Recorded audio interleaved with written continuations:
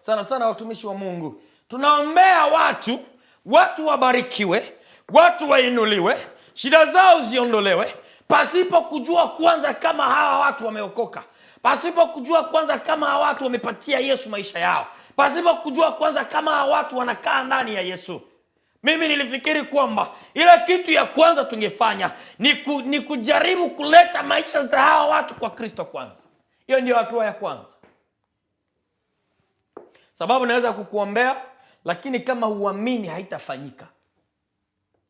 Kama nakuombea na hauamini Yesu, kama nakuombea na hauamini kwamba ile ambayo naombea itafanyika, haitaweza kufanyika. Kila kitu kinafanyika kwa imani. Kila kitu kinafanyika kwa sikio la sita. Kila kitu kinafanyika kwa tendo la sikio la sita. Ili sikio ni sikio la kiroho. Ni sikio la roho yako, imani yako.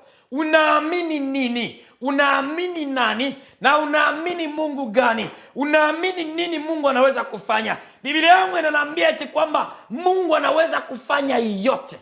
Hakuna lile ambalo Mungu hawezi kufanya, wewe ukiamini tu. Yote yawezekana. Biblia inasema kwamba yote yawezekana kwa wale ambao wanaoamini. Hallelujah. Kwa Kifaransa wanasema tout est possible à celui qui croit. Yote inawezekana kwa yeyote yule anayeamini. Ukiamini yote yawezekana. Everything is possible to those who believe. Hallelujah. Imani ambalo ni sikio la sita ambalo nimezungumzia. Shida ni kwamba, na swali ni kwamba, unaamini nini? Imani yako inafika kiwango gani? Imani yako inaishia kwa kiwango gani? Imani yako inaamini nini? Kwa sababu utakutana kuna Wakristo wengine, kuna yale wanaamini Mungu anaweza kafanya, na kuna yale wanaamini Mungu haweza kafanya. Kuna yale imani yao imejengwa kwayo, na kuna yale imani yao hayajengwi kwayo. Kisoma katika kitabu cha Warumi, Biblia inasema kwamba imani inakuja kwa kusikia, na ni kusikia neno la Mungu. Kama imani inakuja kwa kusikia, manake lazima kuwe na mtu ambaye atazungumza hili neno ili watu waweze kusikia. Hallelujah. Ndio maana kuna wahubiri, kuna wainjilisti, kuna mitume, kuna wachungaji, kuna watumishi tofauti ambao wanazungumzia neno la Mungu ili kwamba watu waweze kusikia na waweze kuamini. Biblia inasema tena, Paulo ndiye alikuwa anazungumza eti imani ni kuamini ile vitu ambavyo bado havijafanyika. Imani ni wazimu kwa watu ambao hawana imani. Imani ni wazimu kwa watu ambao hawaamini ile wewe unaamini. Watu wengi wanakujaka kuamini wakati wanaona ikifanyika. Hallelujah. Imani ni kichaa. Imani ni wazimu. Watu watakuita wazimu. Ukiwa mtu wa imani, watu watakuita wazimu. Watu watakuita kichaa. Watu watakuita hauna akili. Watu watakuita haujue na hauelewi kile uko unafanya. Lakini wakati Mungu anakitimiza, watu wanaanza kukuita na ule ndugu alikuwa mtumishi wa Mungu, na ule ndugu alikuwa mtoto wa Mungu, na ule ndugu ni mtu wa imani. Hauwezi kufuata Yesu bila imani. Hauwezi kufanya kazi ya Mungu bila imani. Hauwezi kutumikia Mungu bila kuamini. Hauwezi kupokea baraka wala kubarikiwa bila kuamini. Yoyote ile ambayo inakuja kwa maisha yako, lazima uamini kwamba ni Mungu ameyafanya. Hallelujah. Pengine unaweza kuniuliza, hata kifo ni Mungu alikiumba. Kikikuja uamini ni Mungu ameruhusu kikuja kwa maisha yako. Kuna mambo mengine ambayo tunayapitia ambayo ni magumu sana. Tunashindwa kuamini kwamba Mungu anaweza kayaruhusu yatufikie ili kwamba tumtafute, tumkaribie. Dunia leo watu wengi wanaamini, wanajenga imani zao kwa ile ambao wako nayo. Hiyo sio imani. Uko pengine na 1,000, 2,000, uko pengine na pesa fulani kwa account, sasa unaamini kwamba Mungu anaweza kuiongeza. Hapana, hiyo sio imani. Imani ni kuamini ndani ya ukiwa. Imani ni kuamini mahali hakuna kitu. Imani ni kuamini mahali kuna utupu. Imani ni kuamini mahali ambako mambo hayawezekani. Imani ni kuamini yale ambayo wanadamu wanasema hayawezekani, wewe unaamini yanaenda kuwezekana. Imani ni kuamini kwamba yale ambao wanasema hii haiwezi kuwa, unaamini kwamba itakuwa. Imani ni kuamini kwa yale ambao ni magumu kwa watu wengine, unayaona kuwa ni rahisi kwa Mungu wako. Hallelujah. Israeli waliona kwamba itakuwa vigumu kuvuka bahari ya Shamu. Musa aliamini kwamba Mungu ambaye alimuita ana uwezo na mamlaka ya kuweza kufanya kitu akavuka, na ndivyo Mungu alifanya. Biblia inasema eti kwa pua ya Mungu alipuliza maji yakagawanyika, bahari ikagawanyika, wakapita katika nchi kavu, barabara kavu. Sijui taji yako ni gani, sijui shida yako ni gani, lakini ukiamini Mungu wa Musa, ukiamini kwamba Yesu anaweza yote, jioni ya leo ile ambayo inakusumbua, ukiamini tu kwamba Yesu anaweza kuifanya, tangu saa hizi inakwenda kufanyika kwa jina la Yesu Kristo. Pengine unaombaka, wala umeomba kwa muda mrefu. Pengine unafungaka, umefunga kwa muda mrefu. Pengine unaombaka, unaendaka makanisa, umebadilisha makanisa tofauti kwa sababu ya kukosa kuamini, na unakutana kwamba mambo hayafanyiki jinsi ulikuwa unataka yafanyiki. Kuna kitu moja Wakristo wengi wamekosa subira. Imani lazima ikuwe na matendo, na matendo ya imani kuna uvumilivu, kuna kusubiri, kuna kudumu, kuna kungojea. Lazima ukuwe na subira, lazima ukuwe na kudumu, lazima ukuwe na kungojea, lazima ukuwe na hali ya kumngojea Mungu, kujua wakati wa Mungu, kujua muda wa Mungu katika maisha yako. Unaweza kuamini kwamba Mungu anaweza yote. Unaweza kuamini kwamba Mungu atakupatia ile ambayo unataka kupata.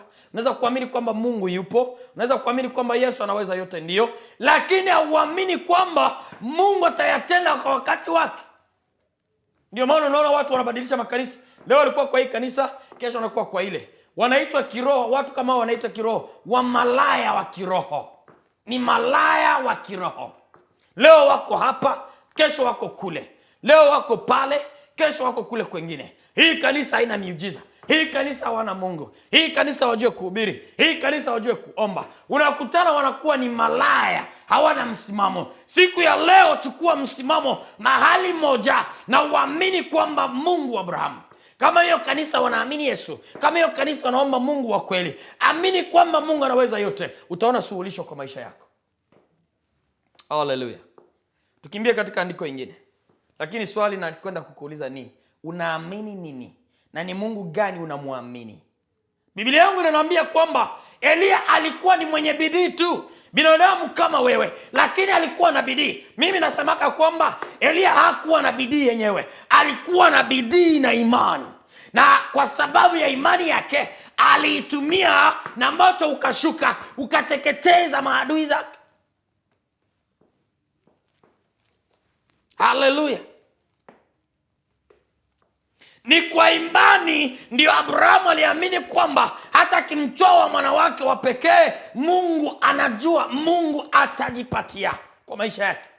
Aliamini kwamba kuna kitu Mungu atafanya. Kila mara unapoamini juu ya kitu, unajenga imani yako kwa Mungu na kuamini kwamba kweli Mungu atafanya, lazima kutakuwa kitu kitafanyika.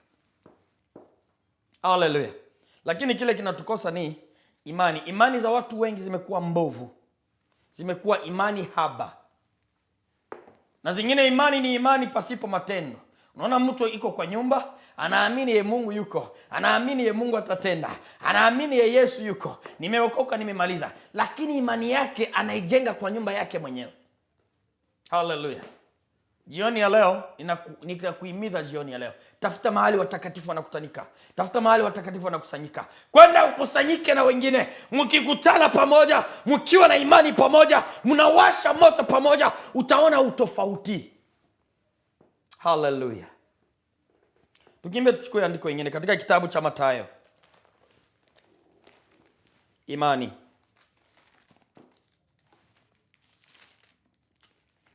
Kitabu cha Mathayo mtakatifu. Mathayo sura 9. Mathayo 9, Mathayo 9. Sura yake ya 9 mstari wake wa 12. Mathayo sura yake ya 9 mstari wake wa 12 mpaka 22. Hallelujah. Nakwenda kusoma katika jina la Yesu Kristo.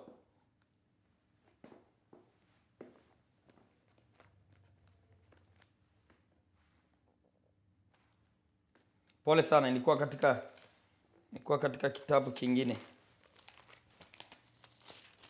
Mathayo. Kama wewe umefika hapo unaweza kuanza kusoma. Amini tu kwamba nitakusikia na nitakusikia. Hallelujah. Hallelujah, hallelujah. Mathayo mtakatifu ndio hii. Mathayo sura 9, mstari wa 12 mpaka 22 inasema hivi: na tazama, mwanamke aliyekuwa na ugonjwa wa kutoka damu muda wa miaka mingi, na ilikuwa ni miaka 12, alikuja kwa nyuma, akagusa pindo la vazi lake, kwa maana alisema moyoni mwake, nikigusa tu pindo la vazi lake nitapona. Yesu akageuka akamwona, akamwambia, jipe moyo mkuu, binti yangu, imani yako imekuponya. Yule mwanamke akapona tangu saa ile ile. Hallelujah. Hapa ni mahali ambako Yesu alikuwa ametembea kwa injili, akihubiri injili. Alikuwa anazunguka mahali akihubiri injili. Kulikuwa na mama moja ambaye alikuwa ametokwa na damu muda wa miaka 12. Biblia yangu inaniambia kwamba aliamini kwamba akiona Yesu, akigusa pindo la nguo ya Yesu, atapona. Maana yake kwa hali nyingine, huyu mama alisikia uponyaji wake, aliishi ndani ya uponyaji, aliona uponyaji wake kabla hata hajakutana na Yesu. Imani kama hizi ndizo zinahitajika katika maisha ya Ukristo. Unasikia imani, unaona imani, unagusa imani, unaisikia ndani yako kabla haujaponyeshwa, kabla haujakunywa dawa, kabla haujaomba. Unaamini kwamba nikiingia kwa maombi tu, nikisikia neno la Mungu, haya magonjwa yataruka. Na wakati utaingia kwa maombi, wakati utagusa maombi, wakati roho yako itagusa neno la Mungu, utaona uponyaji unakuja. Biblia yangu inasema kwamba Yesu aligeuka kwa nyuma, akamwangalia, akamwambia, binti yangu, imani yako imekuponya, simama wewe. Huyu mama akapona pale pale. Ninakumbuka kuna mahali nilikwenda kuhubiri siku moja Afrika. Na mahali nilikwenda kuhubiri, nilipofika hapo, nilikuwa ni semina, nilikuwa nafanya mafundisho. Nikifundisha, kulikuwa na mama ambaye alikuwa anatoka damu muda wa siku nyingi. Mimi sikuwa na habari. Na Biblia yangu inaniambia kwamba yeyote ambaye anaamini vile umejenga imani yako, ndivyo inaweza kufanyika kwako. Huyu mama tulipomaliza ibada kwa siku ya pili, akanambia, mchungaji, tafadhali nikusaidie koti yako na nikusaidie Biblia yako. Mimi sikujua imani ya huyu mama wala ni nini anafikiria wala nini anapanga kufanya. Nikaona amebeba kwa muda mchache tu, kwa dakika kama 10, akanambia, tafadhali mchungaji nisaidie, wacha niingie hapa nijisaidie tena. Nikachukua koti yangu, nikachukua Biblia. Huyu mama akakuja akachukua tena koti yangu na Biblia, na tukaendelea safari. Lakini ilipofika siku ya kuabudu wala siku ya Mungu, kanisani wakaita watu wa kushuhudia. Huyu mama alipita mbele akashuhudia. Akasema, nashukuru Mungu sababu nilipokuja kwa mafundisho ya Biblia, niliambia Mungu, kama kweli kijana huyu ni mtumishi wako wa kweli, nikigusa pindo ya koti yake nahitaji kupona. Kama kuna mwanamke ambaye kwa Biblia alikuwa akitoka damu muda wa miaka 12, aligusa pindo ya nguo yako na akapona. Na kama kweli huyu ni mtumishi wako, nitagusa koti yake tu na ninaamini kupona. Na nisipopona, mimi na wewe tumemalizana. Hallelujah. Huyu mama akashuhudia kwamba alipochukua koti yangu tu, akaenda chooni, akaambia Mungu, sasa nimegusa pindo ya koti ya mtumishi wako na ninaamini nimepona. Na tangu siku ile ile alipona. Hallelujah. Imani inaweza kuleta uponyaji mahali hakuna uponyaji. Imani inaweza kuleta utajiri mahali hakuna utajiri. Imani inaweza kuleta wokovu mahali hakuna wokovu. Imani inaweza kutia nguvu mahali hakuna nguvu. Ni kwa imani ndio tunaweza kusimama katika mapenzi ya Mungu. Ni kwa imani ndio tunaweza kusimama katika